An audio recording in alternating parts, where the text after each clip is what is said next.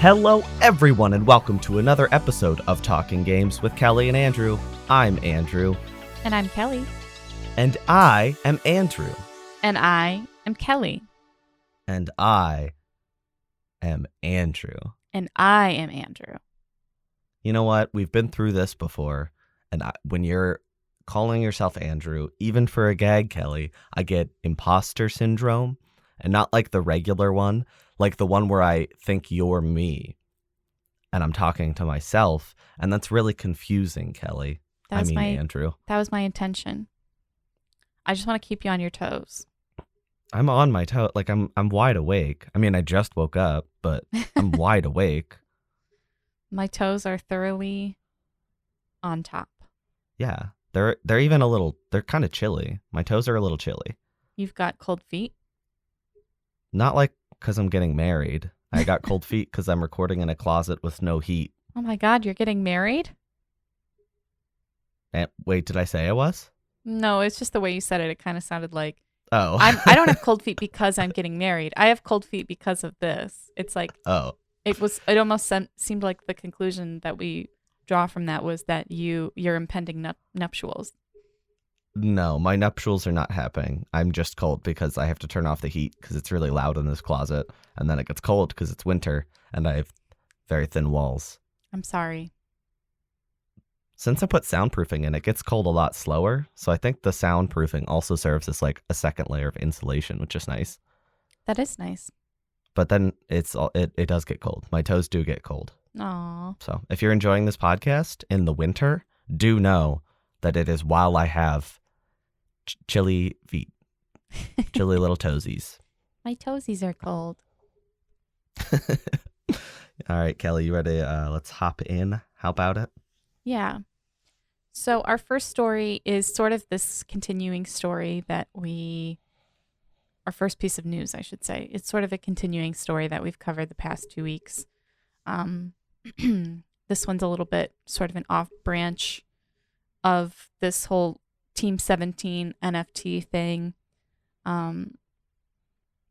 The Team 17 employees have come forward to just sort of voice a lot of issues and displeasure that they're having with management.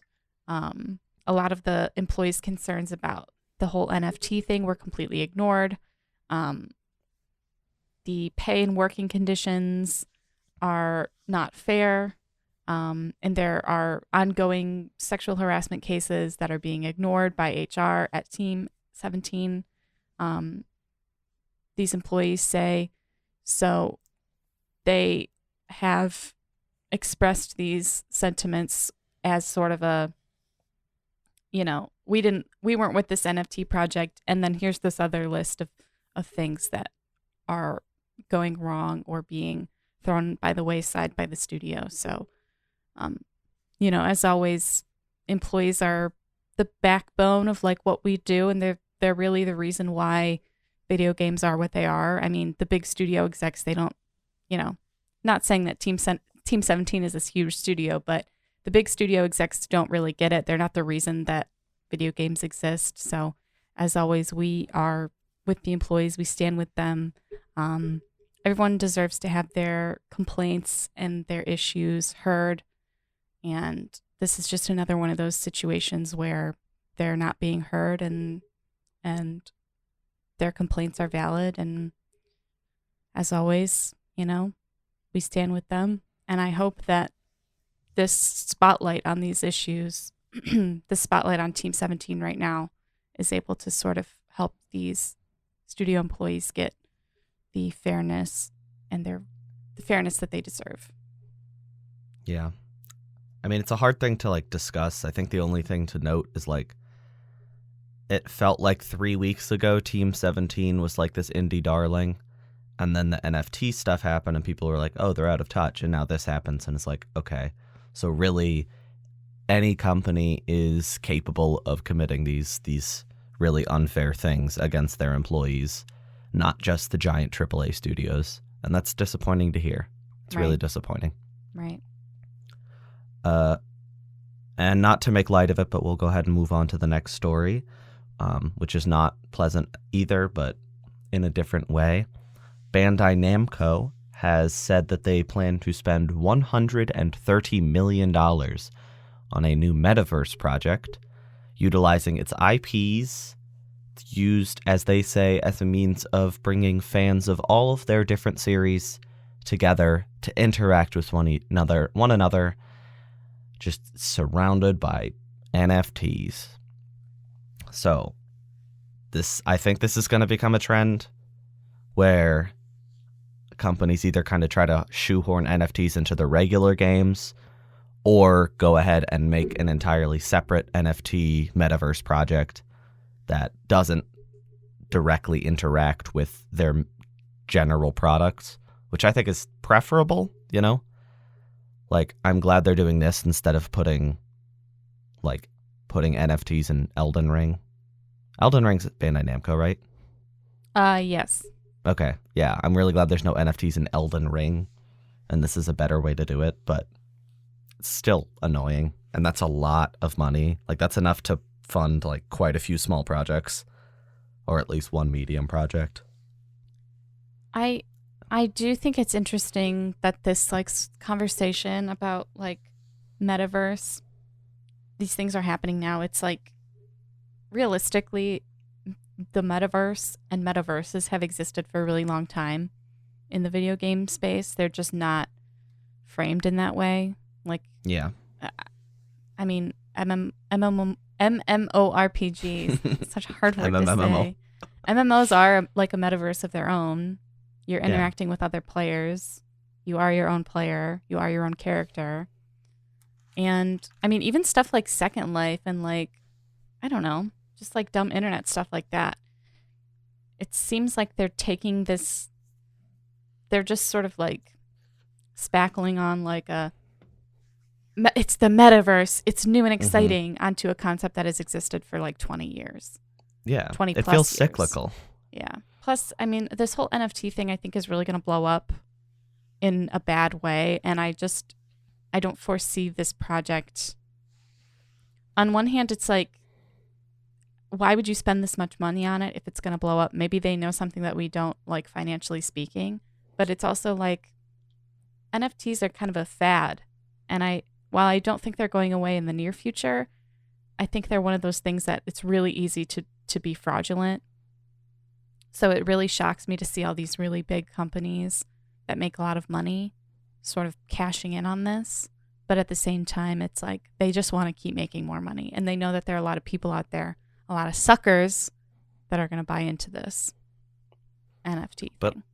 But it's also it resonates with me the same way that the live service discussion from last week did, or maybe that was 2 weeks ago, where you can only have a couple big successes in markets like this, where the people need to be constantly engaging and constantly spending time with it.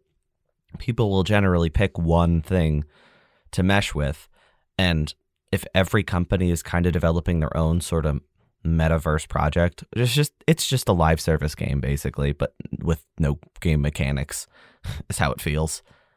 If everybody's doing that, none of them are going to succeed except like one or two. Yeah. And 130 million is like a lot of money, but for as heavily competitive as this market's about to be, this just sounds like it's going to be $130 million potentially down the drain. Yeah. Maybe they'll think they'll make it back on all the defrauding that they do. Their NFTs. Probably. Yeah, probably. Continuing this sort of theme, and I don't think we'll ever not be talking about this for the next however many years in video games, but Zynga, good old Zynga, they just got purchased. They make Candy Crush. Mm-hmm. They want to enter the NFT gaming space in a quote unquote big way by the end of this year. So their team used to be 15 people. They're upping it to 100 people. Or they want to increase the team up to 100 people, rather. This is just another example of people cashing in on this NFT moment that we're having in history, unfortunately. So I guess my thing is I I don't understand the optics of these huge companies being like, yeah, we're just gonna do it. Like, whatever. Damn the consequences. It's fine. If the people want to be mad at us, they can be mad at us, but we're gonna be making money. It's like it's so blatant. And I think the environmental concerns, which is sort of my main issue with NFTs, is like it's absurd that we can even pretend anymore that these companies care about anything other than money. It's like Yeah. there's no morality. There's I don't know. There's no accountability. It's even like on an individual level, it's like okay, whatever, NFTs, but it's like voice actors and stuff like that. Like, okay, whatever, that's a single person doing it, which is bad. But it's like when these big companies and corporations do it, it's like, what are we doing? Like, how are you not being held more accountable for this? I don't know. There's just a lot of legality, I think, too, that is not really being considered. No, there really needs to be some intervention here. Ugh. If it's going to be as substantial of an environmental impact as it seems it will be. Yeah, if it's going and also if it's really dealing in these huge amounts of money, like non-taxable money, it's like it is so easily like mismanaged or so easily taken advantage of by people who can launder money and do stuff like that. It's like I don't understand. It just doesn't make sense to me that there's no type of intervention. If cryptocurrency, quote unquote, is really the future, there's really no like regulation. I don't understand. It's absurd to me. It's like the Wild West.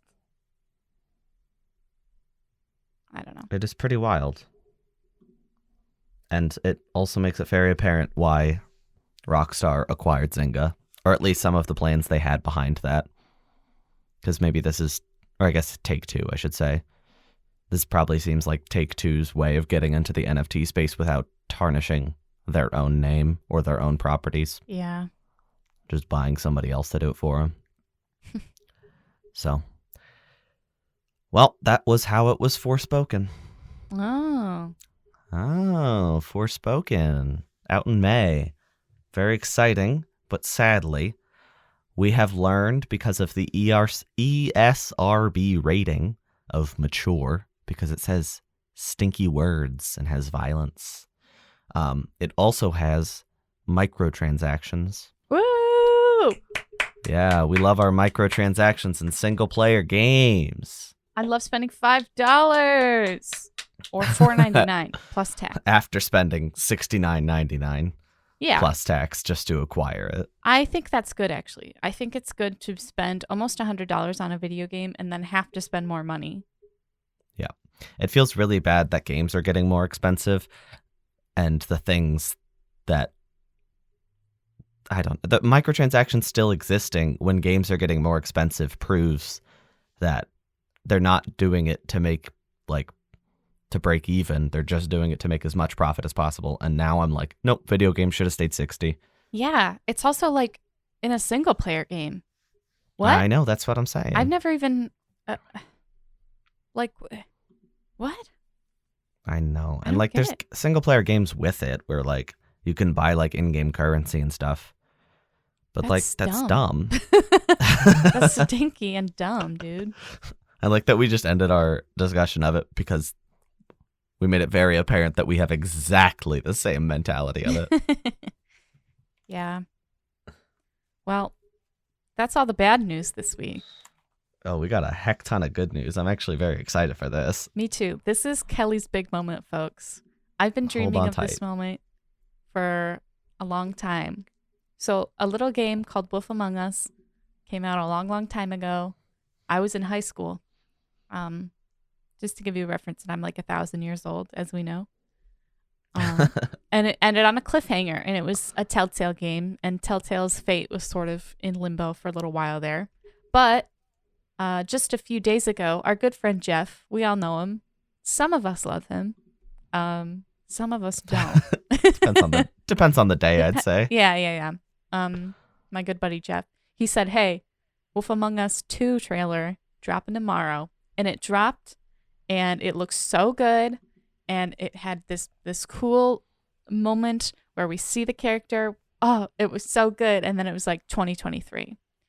Might I remind you, it is February of 2022. We are only 2 months into the year. So this felt a little bit cruel when I saw the 2023, but I also cannot temper my excitement.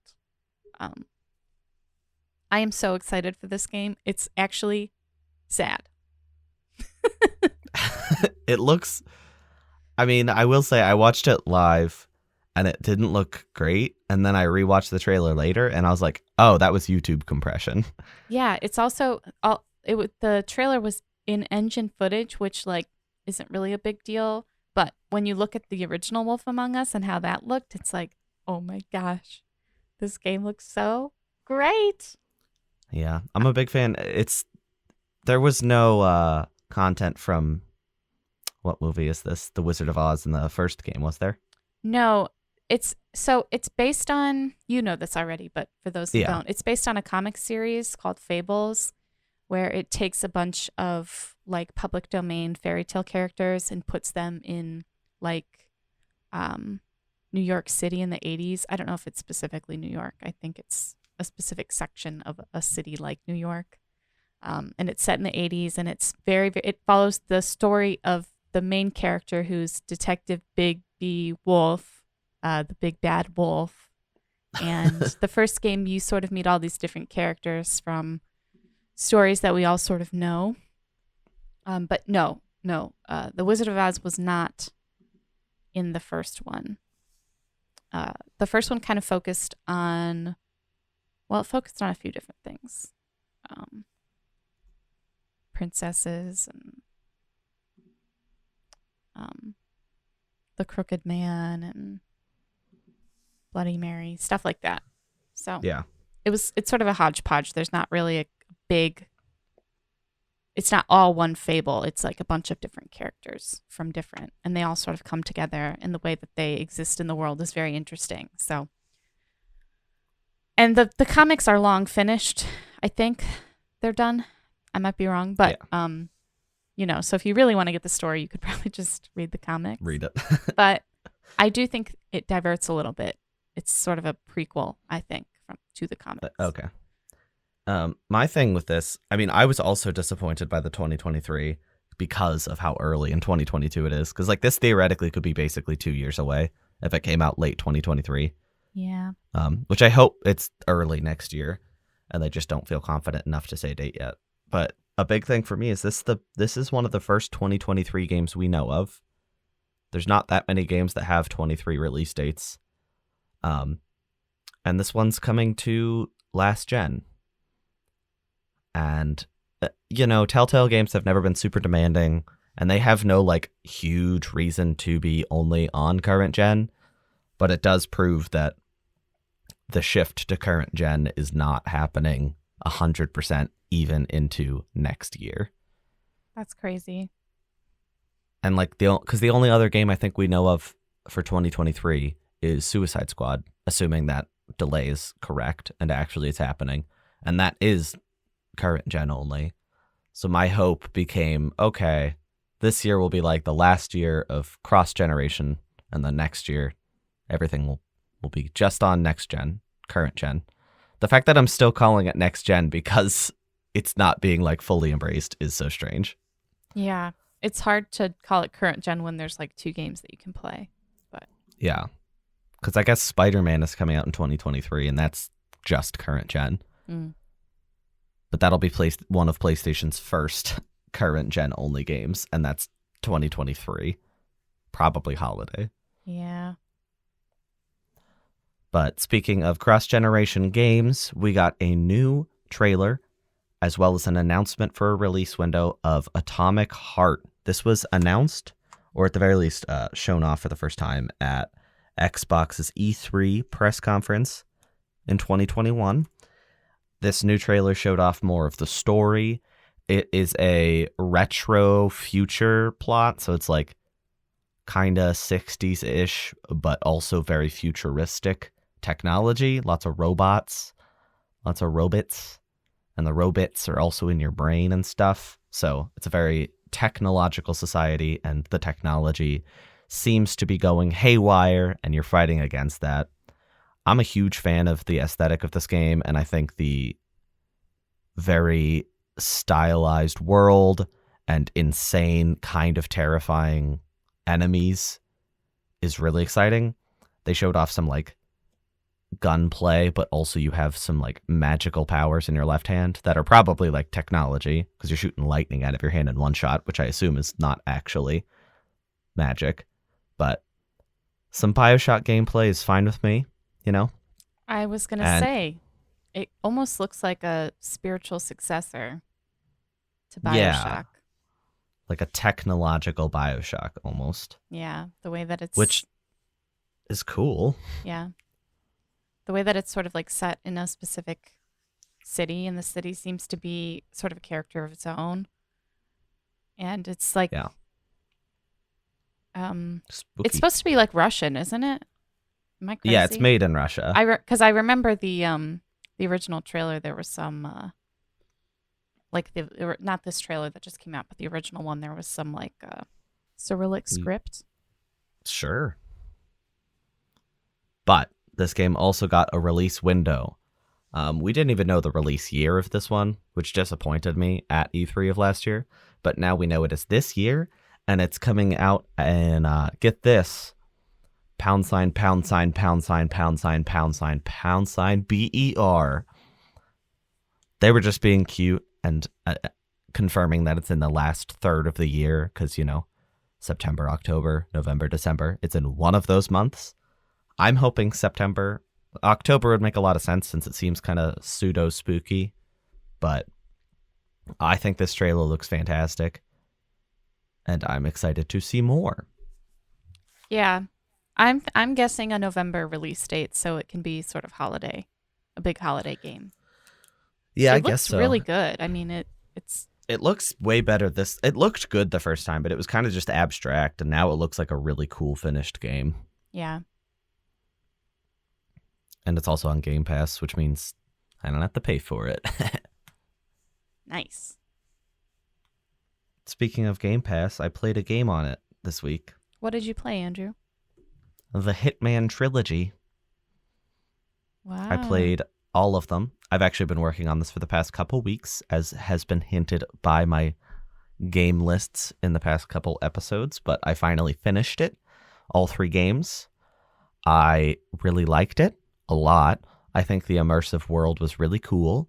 I played it incorrectly because I didn't kill anybody but my targets in levels, because the general concept is it drops you in this giant level that's almost like a miniature open world with how much there's packed into it, and then your target is somewhere in there, and they're living their life surrounded by security always.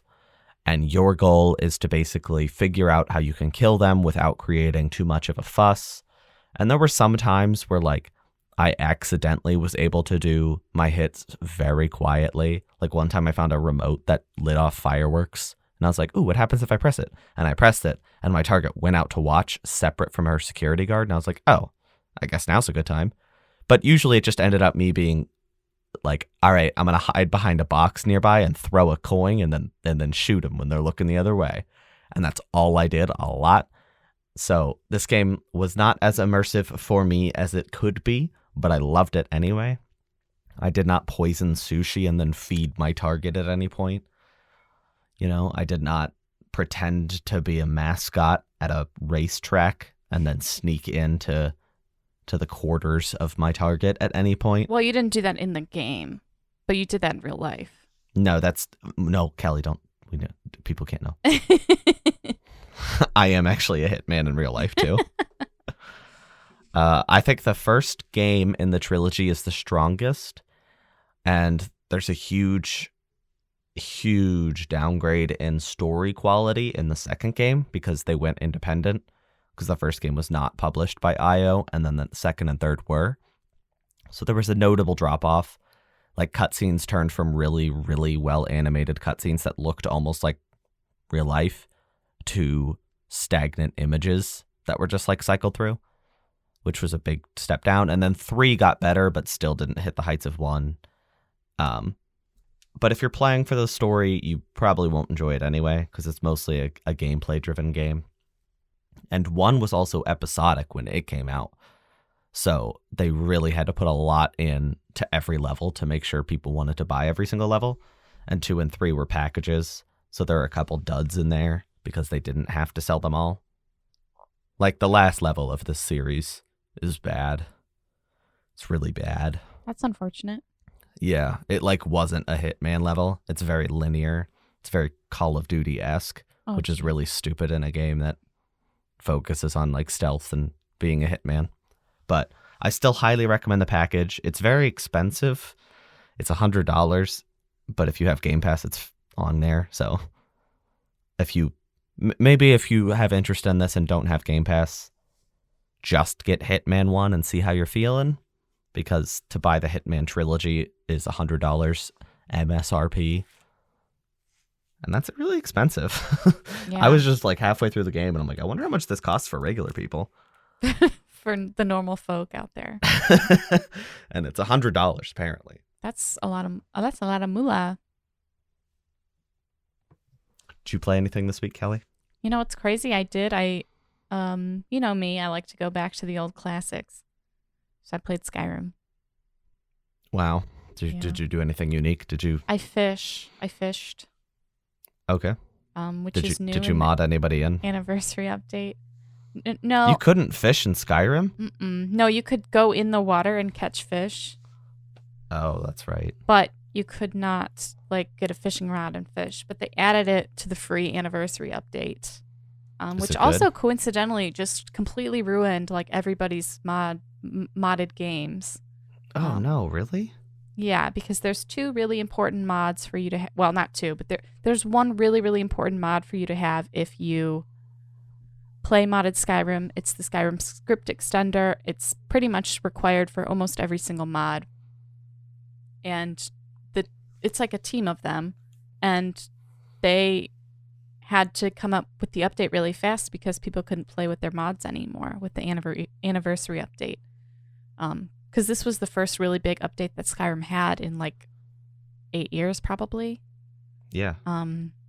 So it just really messed up everybody's mods, and there's still mods that are broken from it. But that's crazy. I know. So Bethesda makes so much money off people buying Skyrim to mod it that you would expect that they would like prepare for that or like be aware that it could mess that up. Yeah, or like be a little bit more open with modders. You know, have some communication because.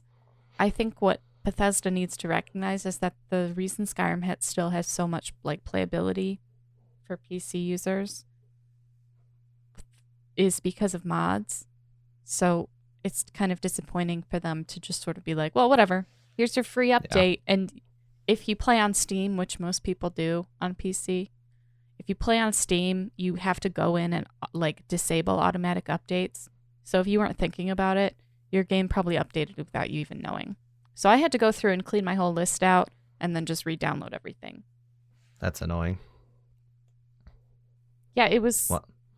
It was really unfortunate. Did you have fun fishing at least? No, the fishing is not good. It's really bad. You're better off going in the water and like catching them like you used to. That's funny. I mean, it's sad, but that's pretty funny. It's absurd. It's the worst fishing mechanic I've ever experienced in a game. It's like there's not even any sort of movement. It's just like you see a splash in the water and then it's just really bad. If you're going to put fishing in the game, make it fun. Turn it into like a mini game. Give me like Stardew Valley fishing or like timed button presses. Yeah, or like Fire Emblem Three Houses. Give me anything. It was really giving nothing. But there's new fish too, so that was kind of cool. And there's a few new quests that used to be on the Creation Club but were released with the free anniversary update. That's kind of cool. Yeah, so, I haven't played them because I don't care, but I play Skyrim to walk around, eat food, drink, go camping, and kill dragons. It sounds like the right way to play to me. Yeah, so I've been playing that. Really nothing else. It's been Can I ask you a question? Long week. Yeah, go ahead. How does it feel that you are a podcast host with a profit? I don't know how it feels. I'll have to get back to you on that. Well, you should think about it because last week at the end of the episode, I said, hey, Kelly, you know what I want? And then you said donuts. And I said, well, yeah, but you know what else I want? A Nintendo Direct. And I said, I really hope next week that I'm reporting on a Nintendo Direct. And I'm just going to say, our episodes come out at 8 a.m. Eastern Standard Time. And that episode was close to an hour long. And I said that comment right near the end. So just before 9 a.m. Eastern Standard Time, somebody listening right when it dropped would hear that. And then at 9 a.m. Eastern Standard Time on Tuesday, Nintendo went ahead and said, hey, guys, Direct Wednesday.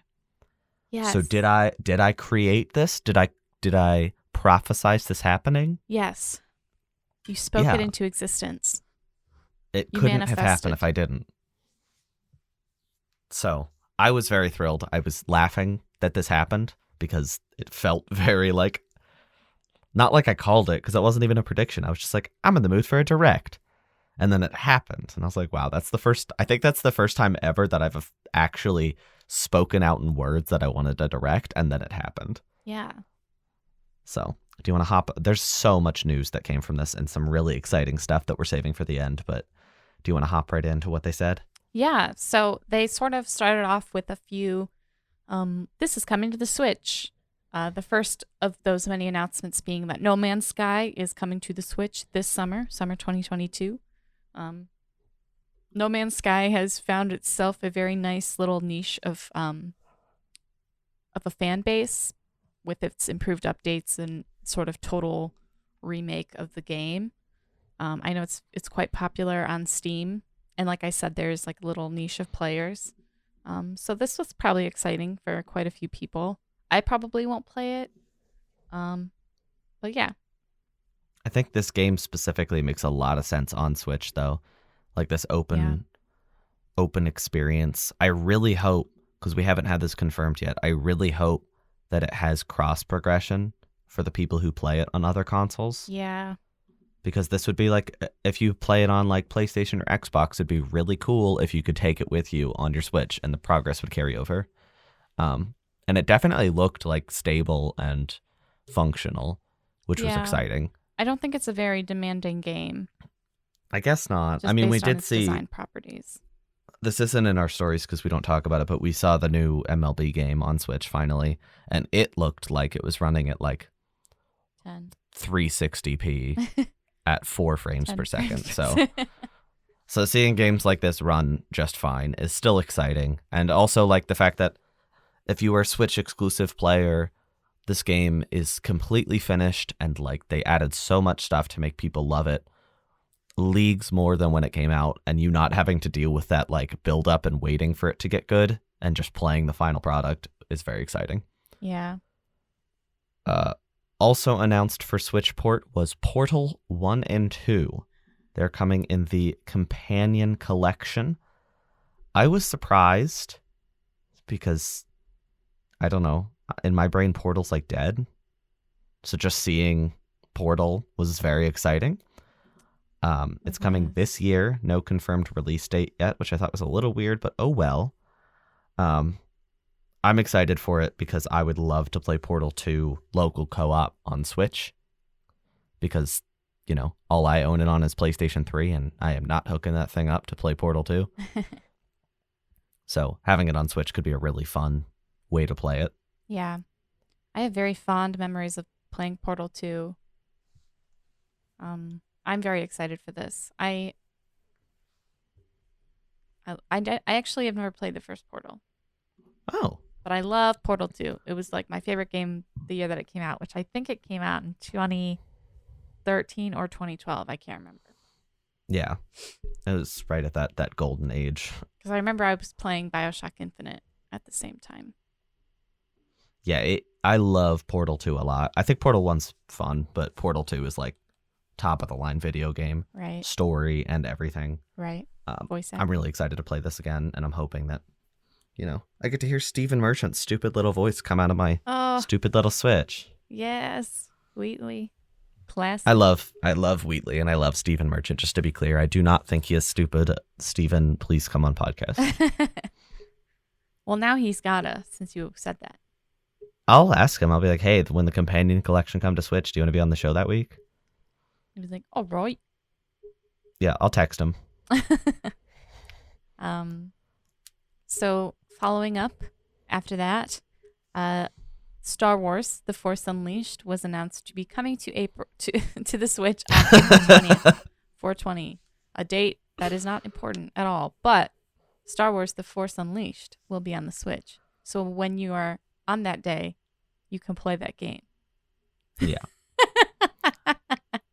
I never played The Force Unleashed, but I know the guy, the main guy in it. He was in a show that I watched, many moons ago called Being Human. He played the vampire character.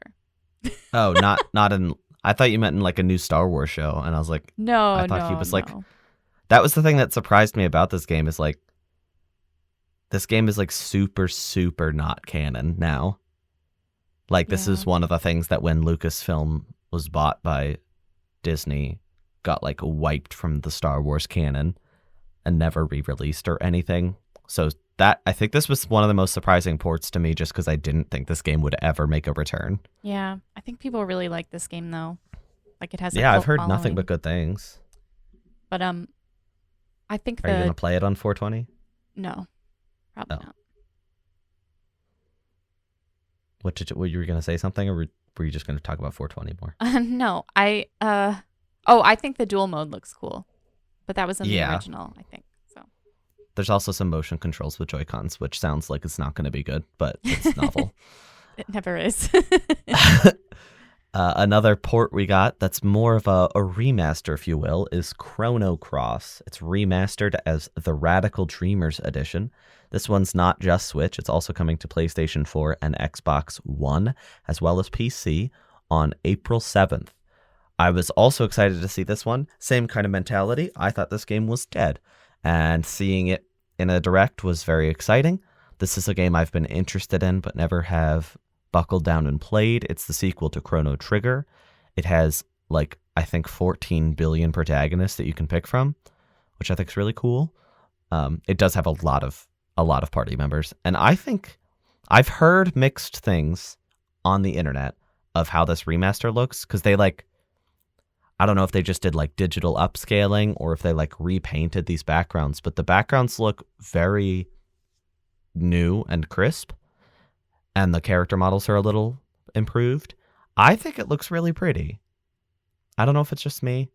Maybe it is ugly and I just can't see it. No, I think it looks good. It looks, I mean, the style of the game is that you've got these little 3D characters, and then it's this this beautiful painted background. It looks good to me. I mean, it's obviously an older game, you can tell, but it's like that one level that's showed in the trailer is like a crazy painting, like a crazy clown painting. I think it looks good. Oh yeah, it's like an abstract paint. Yeah. I'll probably play this. Yeah, and I mean it's nice that it's coming to. I think makes sense to announce it on the Switch on a Nintendo Direct, because it's probably going to do best on Switch, I would guess. But like if you got this on PC, running this thing at full 4K, I think it would look really, really stunning. Yeah. Because it seems like they did a very good job of upgrading those backgrounds into full HD. Yeah. Because the original game was very fuzzy looking. Right. And they improved like the character models and the backgrounds a whole lot for this. And it also comes with a visual or a text-based adventure game that's like a prequel that came out on the Satellaview in Japan only. That part I was like, oh, what? That is... There are 4 people that are very excited to hear that. I don't know who they are. I just know it's a very short list of people. Yeah. I'm excited it's out so soon, too. That was nice. Yeah. Very exciting stuff. So another port that was announced, well, that was a remaster, but a port that was announced is Klonoa 1 and 2 are being ported to the Switch on July 8th, and then other platforms at a later date. Klonoa 2 is like it looks almost Spyro-esque, this beautiful world with this little guy. He's like a little rabbit thing. I've never played the games. It looks quite good. Um, and I probably won't play it, but it's nice because I guess there's sort of a cult following for this series. I really like Klonoa, the design, and I know the series has been dormant for a long time and people have wanted it back, so this seems like a really good way to do it. I know it's like it doesn't look like they did substantial work, but the upscaling looks really nice. And I think the second game especially looks very pretty. Like the first game looks a little old, but the second game I think holds up really nicely. So I don't know. I'm very interested to see how this goes, and I might hold off and wait for it to come to other platforms so I can play it at a very crisp 4K resolution, perhaps. But I'm excited for this one. I think it's cool that the Klonoa fans are getting something for the first time in a long time. Yeah. Fans that have been getting stuff recently. Metroid fans got Metroid Dread last year. As you know, as a listener of this podcast, I like that game. But they announced during the Direct that it has received a free update. It came right after the announcement that added Dread Mode, which is a mode where you die in one hit. Very fun, very fair, you know. And then also Rookie Mode, which makes it an easier game. It seems just more forgiving with health, basically, which is a huge help.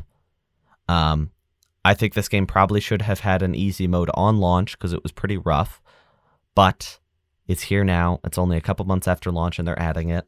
And they also announced a boss rush mode to come at a later date, which I think is very cool. I'm happy that this game, you know, it succeeded, and Metroid is far from a guaranteed success, so that's exciting in its own right. And now it receiving updates and continuing to be supported and pushed by Nintendo, I just think that's really, really, really cool. Yeah, I think it's nice that they're sort of balancing it, because just having the Dread update would have kind of been like, okay, I'm never going to play that. But It's like with the Rookie update, it's able to sort of bring more people in and maybe make people who want to replay the game but don't want to go through the headache again. It's nice that they have that sort of balanced update for everybody. And the boss rush looks, I mean, that'll be exciting when it comes out, whenever it comes out. That's a good point. I doubt that Dread Mode would have gotten even one more buyer.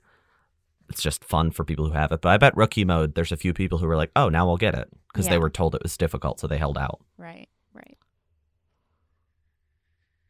This was also a big day for Kelly. Because Earthbound and Earthbound Beginnings were announced for Nintendo Switch Online. I love Earthbound. I remember being just a wee little girl. Not little. I was probably in middle school.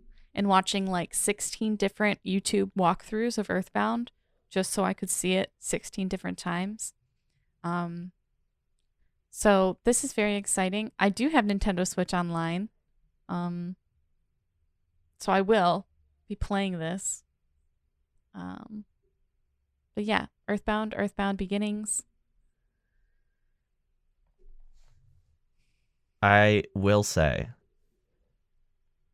during the Direct presentation, they were like, we have something to show you. And then it was like a dark, mysterious screen. And then the Earthbound slowly building in logo happened. Mm-hmm. And I was like, ooh, you know, it was obvious it was coming to Switch Online. And then it kind of faded out and it was like, but that's not all. And I was like, and then it showed Earthbound Beginnings. And like, I'm going to be frank, I'm never going to touch Earthbound Beginnings in my life because a very old Nintendo Entertainment System RPG does not appeal to me personally. Earthbound does, Beginnings does not. But the way they were presenting this with all like this pompous circumstance, I was so mentally prepared for them to go and drop something related to Mother 3. Yeah. So that was a little disappointing. I'm so excited that these are coming, and I think these are probably some of the most exciting additions to Nintendo Switch Online that have ever been added. Like, I'd say these are on par with like when the Donkey Kong Country games came to it. Yeah. So good, but I couldn't help but get my hopes up for Mother 3. I know, it's quite sad. I think the thing with Mother 3, and I've thought about this a lot, if you play the fan localization, there's a lot in that game that might be a little bit difficult to localize in a way that works for Nintendo right now. Just in terms of like, there's a whole sequence in the game where it's like, okay, we're going to take mushrooms and then just walk around and see what happens. And it's like, maybe not the best like optics for Nintendo, but regardless, it is kind of sad that maybe Mother 3 will never sort of get this treatment just because of that. But there's also, I'm not advocating for this, but there's also a very, very, very detailed fan translation of Mother 3 that maybe Nintendo was like, we don't even want to touch that. You know? You can advocate. Nintendo's not going to put it out in America. Well, my thinking is, Nintendo pretty hardcore about copyright stuff. Yeah. As we know. But it's interesting that this fan translation has been around for so long. It's been around for a long time. And nobody's said or done anything. So I've seen physical copies being sold at conventions and stuff. So like, yeah, it's sort of. I think Nintendo kind of just wants this one to rest. Yeah, that's what that indicates to me too. It's just sort of like you guys go and do whatever you're gonna do because we're not doing it. We're not touching that. You know what I want is a remake by Grezzo, who did the Link's Awakening remake.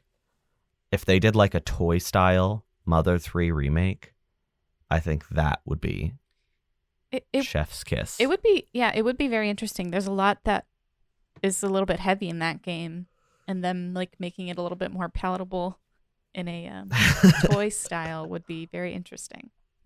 Yeah, I will see. I think this might reignite interest yet again, because the last time something like this happened was on the Wii U, and it was like, well, it's on Wii U, so nobody's going to play it anyway. Because nobody has that. Exactly. Crash. We got a new trailer for Advance Wars Reboot Camp, as well as a finally confirmed release date of April 8th. This game was delayed to an undetermined date after its December release date could not be hit. This trailer did a good job of showing it off even more, showed off custom maps, which is really cool. You can make your own Advance Wars maps. There's online multiplayer. There seems to be some new missions in the second game. I'm excited for this one. I'm glad it's out in April. I'm still disappointed it didn't hit that December release date because I really think I would have played it in December, and now things might be a little busy around April, so I don't know if I'll be able to get to this one. Might still be eating up Kirby. Yeah. I will probably not play it at all, but I'm glad it has a release date. Yeah. So this next one might be a mouthful.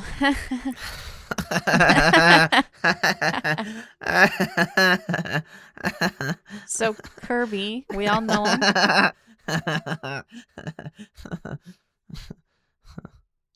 We all know him. We all love him. Who? Kirby.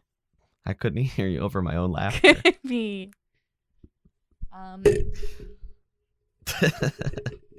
Stupid Mike. So Kirby, there was a new trailer for the new Kirby game that's coming out next month in March. It is showcasing the mouthful mode, which is basically Kirby just puts his little mouth on something and he's the whole thing. So there was like a car, and now he's being affectionately referred to as Carby. There was like a little traffic cone. There was all sorts of little things that Kirby was just putting his mouth on. And that's a new mode in the game called Mouthful Mode. And it's really cute. And I love Kirby, and he's just a little guy. And I love that about him. I think Kirby is agender. But you know what? That's okay. That's okay. I call everybody, no matter their gender, little guy. Kirby is, in its very essence, a little guy. there's not much more that can be said that hasn't already been said. But yeah, this looks really fun and cute, and I like the memes surrounding it. I just love Kirby. He's so cute. Ah! I remember there was this is sort of a off topic. Well, it's not off topic, but it's sort of just a little aside. You can edit it out if you want. But there's this really funny. It was like a TikTok, and it was in the comments, and it was like from the Bernie Sanders campaign, and the comment was like the profile picture was of Kirby, and it was like, "You're go Bernie," and the Bernie Sanders account replied, and it was like, "Thank you, Jigglypuff." And I thought that was so funny because of course it's not him, but it's like imagining Bernie being like, "Go Jigglypuff, thank you," is like so funny to me. Now I think about it every time I see Kirby. I say, "Thank you, Jigglypuff." If I knew that, I would have been saying thank you, Jigglypuff, for the whole 3-minute trailer. This trailer was really fantastic. It reminded me, it's funny because people were like, there were some people after the last trailer being like, "Oh, this looks like Mario Odyssey." And it's like, Kirby's been capturing and taking over people since like his second game. Like that's his thing, is copy abilities. But now with the mouthful mode, it actually kind of does, like that specifically does feel very Mario Odyssey, which is not a bad thing. Mario Odyssey is an exceptional game, but I do kind of think this will add a lot of variety to the game. And I'm also very excited they showed off some sim elements, because you can pay to like increase the size of your town, which we kind of knew, but like they didn't show off extensively, and now we know that's what it is, and I'm so excited because I love spending money to make Waddle Dees happier. Oh, ah, so cute. And you can also like pay to make your copy abilities better every time you get them, which is like a crazy cool concept. This game seems really extensive, and I'm gonna want to do everything it possibly has to offer. Yeah. I'm so excited. It also just looks beautiful, and every time we see it, I'm just like, oh my god, it's even prettier than I imagined. Kirby. Another game that we got another look at was Splatoon 3. We got the reveal of Salmon Run Next Wave. This is the seemingly sequel to the Salmon Run mode from Splatoon 2, which is like a zombie mode where a bunch of mindless salmon are coming up on land, and you have to kill them. You gotta get rid of them and take their eggs and put them in baskets. Salmon Row. Salmon Row. That is probably what it's based on. Now that I'm thinking about it. That's kind of funny. That's a rare crafting material in Skyrim. And a very not real material in Splatoon. Yeah. I'm excited for this one. I have one major concern, and that was that Splatoon 2 had this mode, and it was timed. You could only play it at certain times of the day, and it like changed day to day. Oh. And it was awful, and it made it hard to play it, because I'd be like, I remember when the game came out, I was having an amazing time, and I was playing with a friend, and we played for 2 hours straight online, and we were having so much fun. And then it just like, we finished a level, and we were like, let's go again. And it just cut us off, and it was like, nope, time's up. You're done. And I'm like, I paid for this game. Why can't I play the mode that's in it? But I hope that that's not a thing here. They didn't say it was, so I have a feeling maybe it's full now. You can play it whenever. And they also added egg throwing. So like when you're carrying the egg, it's normally on your back, and you used to have to take it all the way to the basket. And sometimes that's really hard. But now you can throw it to your teammates and throw it under the basket. Huge change. But we also got a release window finally of summer. So we know it's not going to be too late in the year. I assume we'll get like a Splatoon Direct in the next couple months to talk extensively about the game, and also a release date, because Splatoon fans, man, they wild. They love their Splatoon. I'm a Splatoon fan, but not like some Splatoon fans. Are you a squid or are you a kid? I'm a splat head, if you will. Oh, okay. Yeah. But I think this looks really cool, and I'm excited. The music's very trippy, and I'm excited to see more. I'm excited to play. I like all parts of Splatoon. I like the campaign. I like the multiplayer. But Salmon Run was definitively my favorite part of Splatoon 2, so I'm excited to see more. and play it soon. I'm excited for you. Thank you. So big news. Big news. Huge. Alert the Huge. presses. Nintendo Switch Sports was announced out for April 29th of this year. It sort of acts as a successor to Wii Sports. The trailer looked like a lot of fun. I'm actually kind of surprised. It feels like really late in the cycle. Maybe it's because Wii Sports came with the Wii, but it feels really late in the cycle for this game to be coming out. The Switch has been around for like 5 years now. 5 4 years. years? This will be more than 5 years after release. That's crazy. This seems like a really basic game that, could have potentially come for free with the Switch, but it's not. It is paid. It's not free like Wii Sports was. No. But it also doesn't come with a console, so. Yeah. But also, like, the last Wii Sports game that cost money was Wii Sports Resort, which added a lot of sports. So it felt like it was warranting the price tag. Yeah.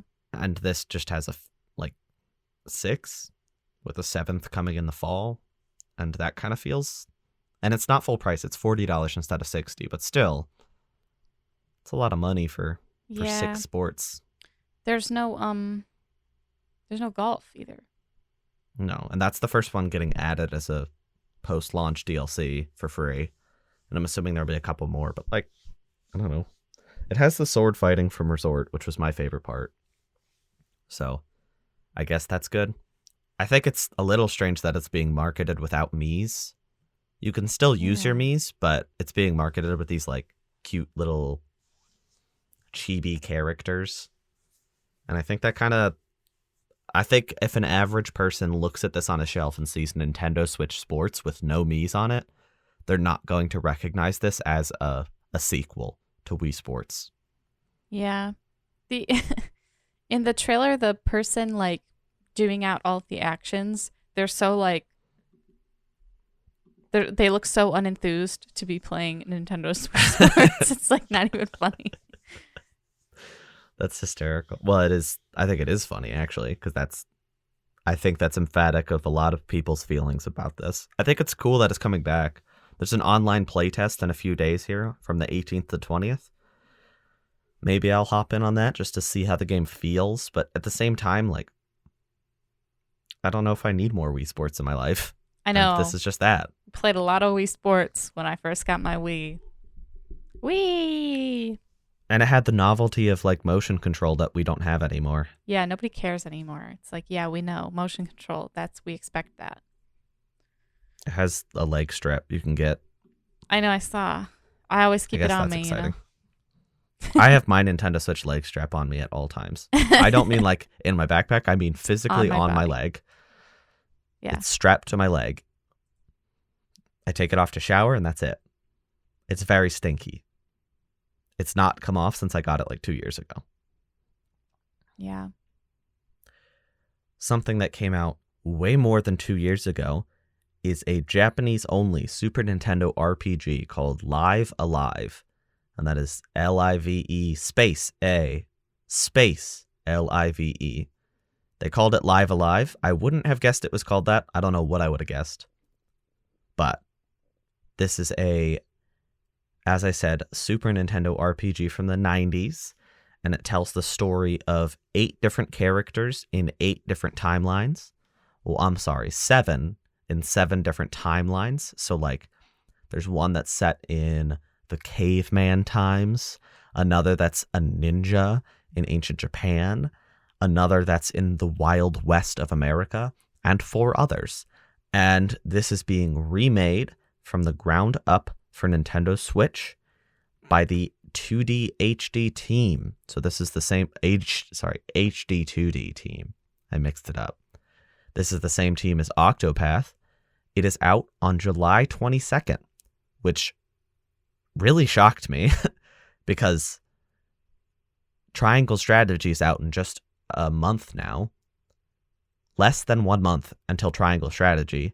They're also working on a Dragon Quest III remake.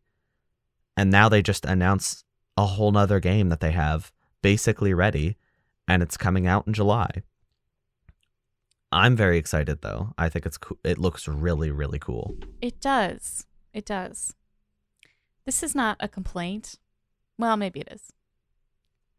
There's like not a single human woman in this trailer. Yeah, no, that's very. It's fine. Yeah, I mean, I guess that's indicative of the time it came time. out. I guess. Yeah. It's just interesting because it's like I was expecting with each character to pop up, and this one is a girl. It's like, nope. None Screw of them you. are. Maybe the baseball is. Maybe, yeah. The little round fellow could be anything. There's a baseball. He lives in the future. Is he a baseball? He just looks like a baseball. Snowball to me. He might just be a Doesn't snowball. have the baseball stitching. I'm excited for this one though because I think Octopath was a very cool, similar concept, but it didn't entirely land because there was like no connective tissues between the plots. And this seems like it's not even trying to connect, which probably is for the best. Yeah. It seems like 7 independent plots and then an 8th chapter. Whereas Octopath felt like a very poor attempt to weave them together, but it should have just been 8 plots. Yeah, it looks cool. I really like the concept. I like the cowboy. I think that's cool. Because a lot of cowboys, they don't get the recognition they deserve. In my opinion. I do. Except no, for... you pointing out that there's no women is going to stick in my brain now. Like, that's super strange. I just thought it was interesting because I was like, well, maybe one of the enemies or an NPC. No. maybe It's, I don't know. These are just things I notice. I know it's indicative of the time, but it's still like so many RPGs come out these days. And, I feel like there's a pretty decent gender balance. Yeah. And this does not have that. The scales they have toppled. Yeah. It is just all on one side. Yeah. But speaking of sides,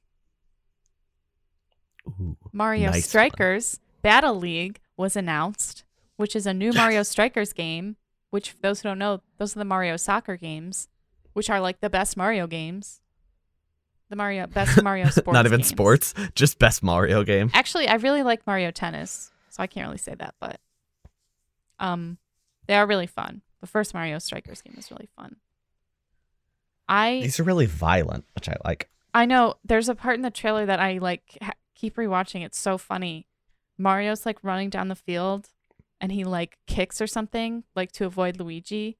And then Luigi just gets like electrocuted up against the wall. And it's like, bro, that's your brother. Like he could be dead, He's not, but he could be. I just like that it's like you can tackle and then it shows the character just punching another character in the head. I know there's it's like bombs. It looks like a lot of fun. Yeah, I loved this game on GameCube. The Strikers game that we had on GameCube. So seeing this return, it's been since the Wii, is very exciting. And this is probably the first sports game I'm going to get in quite a while. Yeah. So it's out soon too. June 10th. Let's go.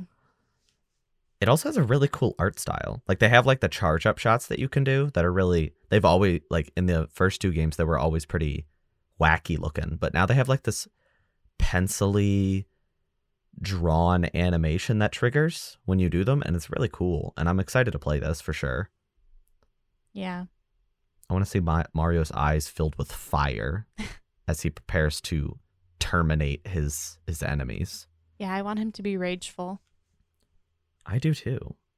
And he might be while he drives in Mario Kart 8 Deluxe when the booster course pack starts to launch.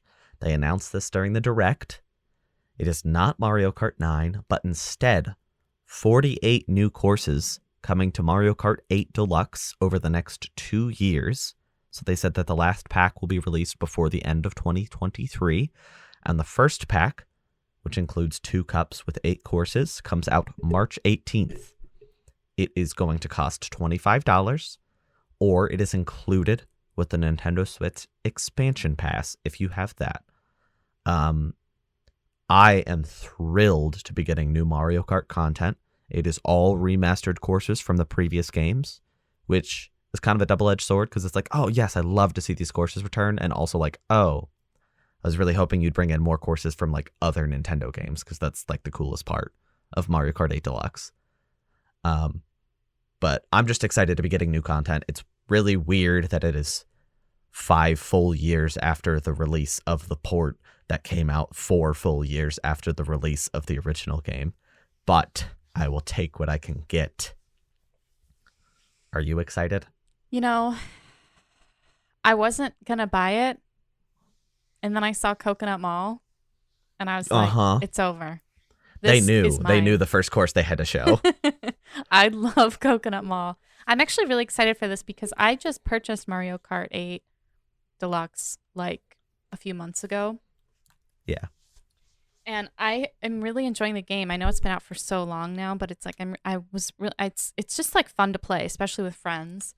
So I'm really, really excited for this. I might just go and buy the the Nintendo Online expansion. Yeah. Anyway, I mean, I probably will to play Earthbound, but no, you don't need that to play Earthbound.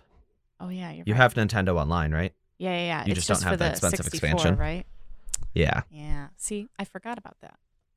Also, the thing is you're paying $25 to get it once, or it comes with expansion pack, which you have to pay for every year. That's true. So, like, 25 once is definitely better than 50 twice. You're right. Because it expires after you get rid of it.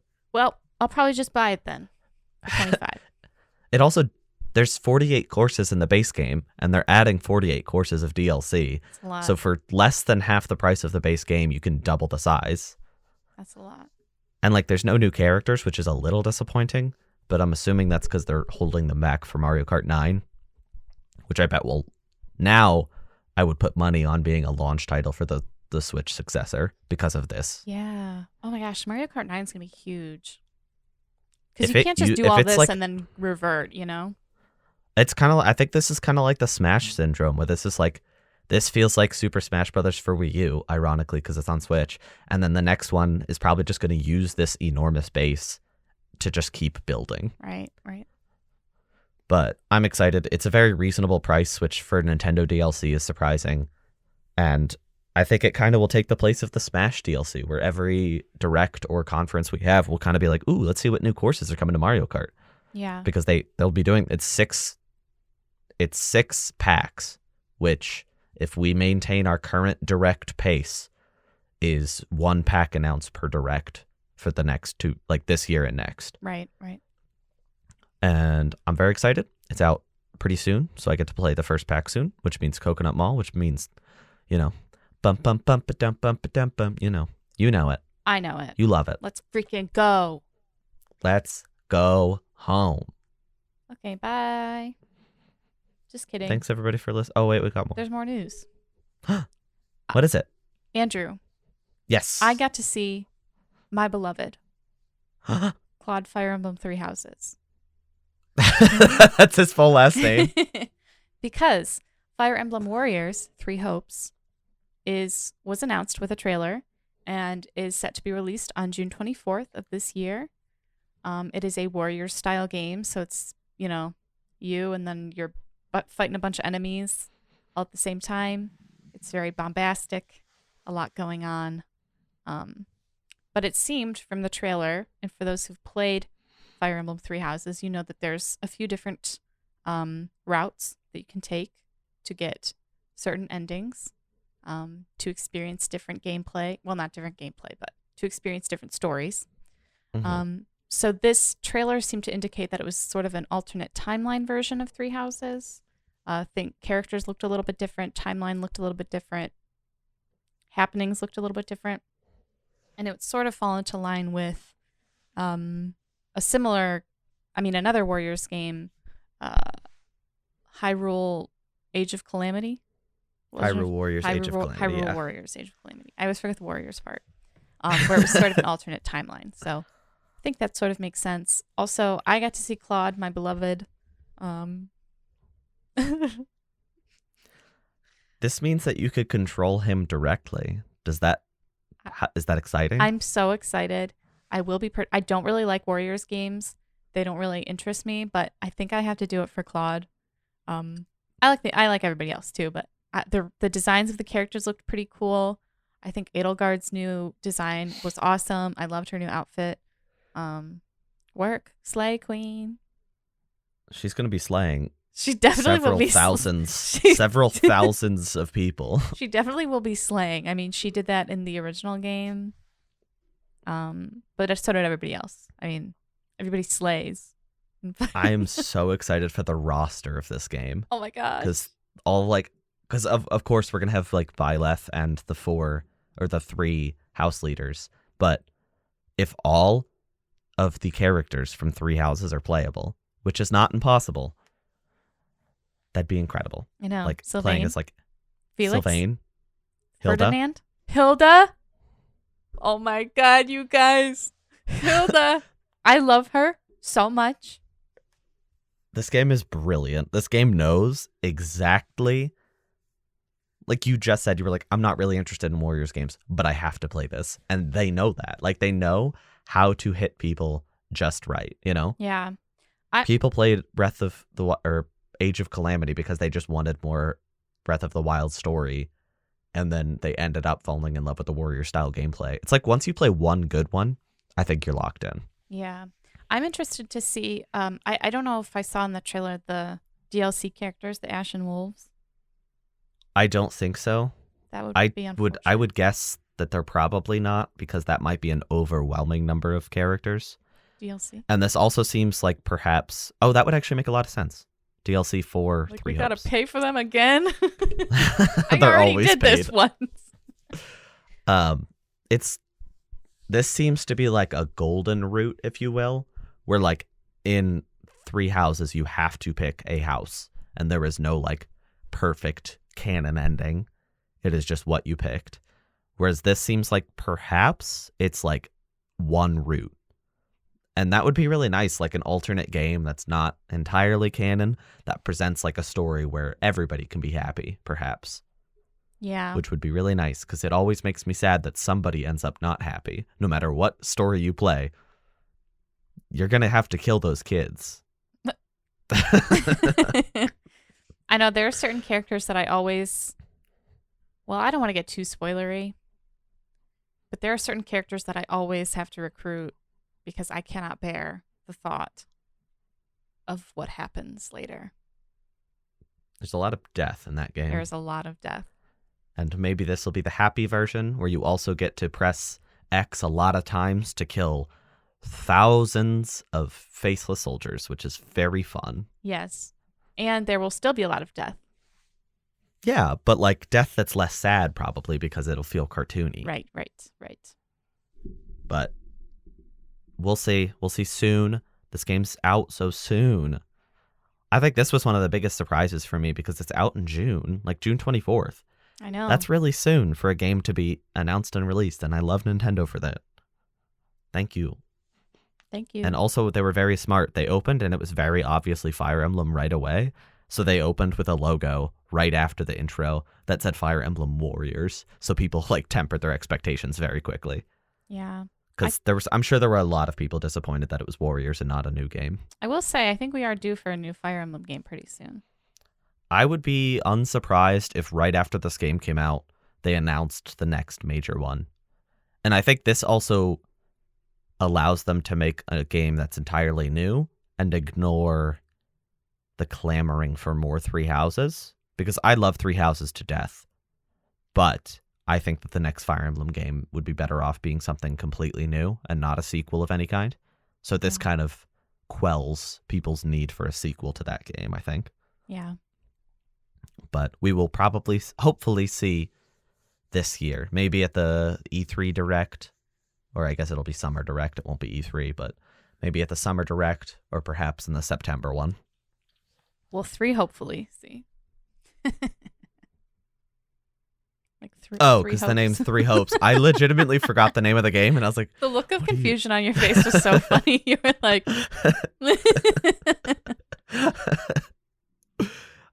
around September, we'll also be playing a new game that was announced at the end of this direct, and that was Xenoblade Chronicles 3. This seems to be a sequel to 1 and 2. I know that sounds really obvious, but 1 and 2 are not directly connected to one another in an obvious fashion. They're more abstractly connected, and this seems to sort of bring those stories full circle and connect in a more direct fashion. New main characters, though. The main character kind of looks like Shulk with black hair and a ponytail, but that's okay because he's cute and British.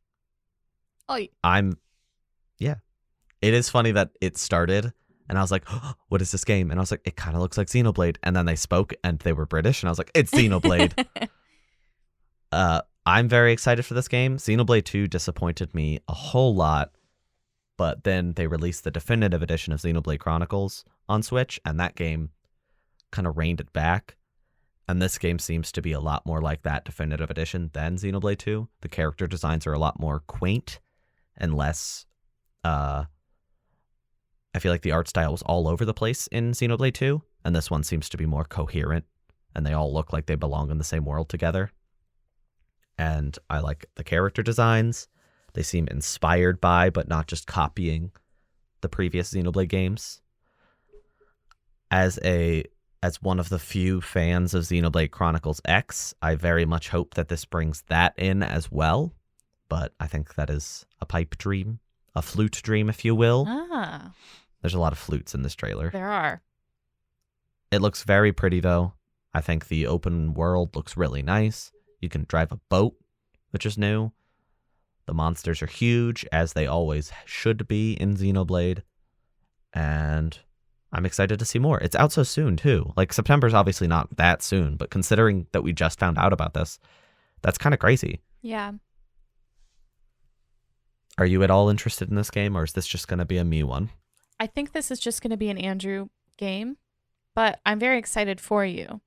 And I agree. I think that the characters look interesting, and they're a lot more cohesive than what I've seen from Xenoblade 2. Yeah. I also was a flautist myself for 1 year in 5th grade. So seeing all these flutes really inspired me. Okay, so you might play this game purely for the fluting. Yes, I want to get back to my roots. My flutes. I'm just kidding. No. I mean, I probably won't play it, but I'm excited for you, and I'm excited to see how it pans out. Yeah, and this was a good way to close out the direct, I think, because even people who aren't huge Xenoblade fans, I think it was a very nice trailer, and they didn't really show the combat, so I think maybe there will be something interesting to be shown there as well, because Xenoblade has generally followed a pretty standard formula for its 3 games so far. So this game might do something new. We'll see. I'm sure this will be a huge one around summertime as they gear up for a September release date. Woo! And that Good was direct. the direct. It was really good. Like, that was a really... Directs are just good now. Yeah. Like, we haven't had a bad direct since COVID. I was about to say COVID ended. Because they took 2020 off. They did no directs in 2020. And then going into 2021, I think everybody kind of expected no directs or like very light directs. And they had a February, a June, and a September one last year that were fantastic. And then I went in being like, well, they have to be out of steam. There's no way they can keep making these directs that are fantastic. And then this direct was really good. It had something for everybody. It really did. I don't think anybody left it. It did. I don't think anybody left disappointed, which is really hard to do. And yeah, I will say, yeah, I'm ready for Breath of the Wild 2. Yeah, I think it made sense. They did specifically say that the focus was the first half of this year. So, I kind of tempered my expectations on Breath of the Wild 2. I didn't think we'd see it, but I wanted to see it. I know. Come on. Give me a crumb. A crumb. I think they might just do the same thing they did with Breath of the Wild, the first game, and have a complete blowout at E3, or again, Summer Direct, since E3 might be dead, and just completely blow the lid off of it and show a whole lot and get us super excited, because we've seen next to nothing at this point. The summer trailer was pretty good last year. It wasn't enough. No, it was kind of nothing. I watched it recently and I was like, that was great, but also like in retrospect, that showed very little. I So want more. we don't even know what it's called. It's called Stinky Poo Poo 2. The first one was called Breath of the Wild, though. It wasn't called Stink. Let's cut that. No, I'm leaving. No, we're not cutting that. It's not going anywhere, Kelly. Sometimes you go for the lowest possible hanging fruit, and it's rotten. It's not good. It sounds pretty rotten to me. And then you're like, I don't know what I expected. What, that I just looked at you in a little bit of shame? Yeah, like even as I said it, I was like, this is so dumb. Yeah. Why am I saying this? Think before you speak. You gotta. You gotta. Kelly, next week we will be talking about a certain movie. No. What? Are we gonna go? Are you telling me that you and I are going to spend our money and time to go see the Uncharted film and then not talk about it on our podcast? Yeah. We are doing it like primarily for the podcast, right? Yeah. Can we write it off as a business expense? We don't make money off the podcast, so no. Darn it. Just put it. Can we write it off as a regretted expense? Probably. Is that a thing that you can write off things you regret getting? Anything that has Mark Wahlberg in it has been regrettable for me. Except for Interstellar. Oh, wait. That was Matt Damon. I always get them confused. Was Mark Wahlberg in Interstellar? I don't know. No, not Interstellar. Martian. Okay, can I just be clear? Matt Damon is stuck on a planet in both of those movies. Matt Damon's in Interstellar? Yes. He's the part. Remember the part where they go to the planet because they're rescuing this guy? Oh, that wave planet. Mm-hmm. And he's been trapped there, and then he betrays them. Yes. Spoilers. Spoilers for Interstellar. I really bet that people did not expect at hour 1 minute 24 of podcast episode 37 of Talking Games with Kellie and Andrew to be spoiled of Interstellar. It's 36. It's 36. Listen, Kelly. Listen. Last week when we hit 35, I was just staring at the number 35, and I was like, wait. What? You're trapped on that planet with Matt Damon, and time is going faster for you. That's why. But it just feels like 35 is a big number. 36 is a big number. That's a lot of episodes of Talking Games. We've been talking games. Like, we're getting near 50. Yep. We're getting near 50. We're close to a year of this. I know. Oh my God. We started in May, and it's February. I know. It's coming. We'll hit a year before the release of Fire Emblem Three Hopes. That's true. But after the release of Nintendo Switch Sports, just to be clear. Just to be clear. Anyway, we're seeing Uncharted. Yeah, we're very excited about it. Woo! Yeah. I usually don't like to promise that we're doing things because then, we have to do them or we'll just disappoint our audience. But I'm promising this one. We're seeing that. Holding myself accountable. There's no reviews yet. This movie's out in a couple days and there's no reviews yet. Hold on. I think there's a couple fan previews that happened, right? Let's see. Oof. Oh no. What do you see? I'm on Rotten Tomatoes. Uh-huh. There's some critics.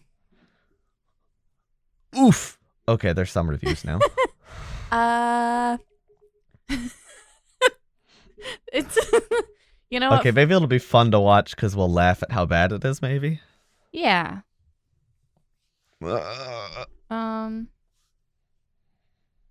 Okay.